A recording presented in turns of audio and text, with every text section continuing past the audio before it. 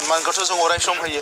BSc BTC BTR मोनफ्रोमबो गोरोबथाखौनो जों सन्मान होयो आरो सन्मान होयोखायनो दिनै रायजो राजानि खामानि मावनो फैदों बिथांनि जि अभियोग बेहा जेबो बेसिस गैया आरो बिथाङा गोदान खामानि जेबो साननो रोङा रायजो राजानि जेबो मावनो रोङा बिथांनि दिनाव 39,000ल' न' बानायदोंमोन जोङो 17 बोसोराव बिथाङा 39,000 PMYनि न' बानायदो जोङो 3 बोसोराव 1,68,000 न' बानायबाय बिथांनि दिनाव जिखिनि हानि जेंना फोजोबनो हायाखैमोन दिनै जोंनि हानि जेंनाखौ फोजोबबाय अलमोस्ट फरेस्ट ओनसोलाव जोंनि मानसिफ्रा रायजो जानाय हानि जेंनाया प्राय जोबनो थांगासिनो दङ दा बिथाङा जेबो खामानि मावलाङाखैमोन ओरैनो अभियोग होनायानो बिथांनि दायित्व नलेज फेस्टिभेल बिथाङा बानायनो हादोंमोन नामा दुरुन काप बिथाङा लाबोनो हादोंमोन नामा जेबो खामानि मावनो हायाखै हाग्रामा महिलारिया ओरैनो उल्थां फाल्थां खोथा बुंनानै रायजोखौ थगायनानै भुवा बाथ्रा बुंनानै राजनिति खालामो आरो हाग्रामा महिलारिया कुनु बेस गोनां लिडार नङा बेसलेस बिथांनि साननाय हनाया जेबो भेलु गैया फैबाय थानाय समाव हाग्रामा महिलारिया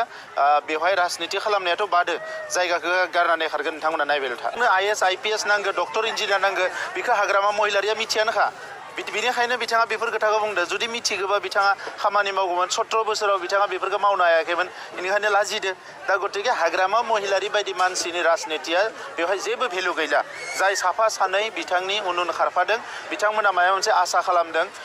बिथांनि बायदि बै परिबेसखौ जिहेतु दा मोननो हायाखै बिथांमोना जोंनि एगेन्स्ट खालामदों नाथाय जोंनि थांखिया सिदा रायजो राजानि जेंनाया जोबनांगौ रायजो राजाया जौगालांनांगौ गोजोन थासारिया अराय सम थानांगौ बेखौनो जों हास्थायो पुरा बन्द जागोन राजनितियाव नायदोल' हाग्रामा महिलारिया ना क'क्राझारावथ' देराखायानो आगोलावबो देरायाखै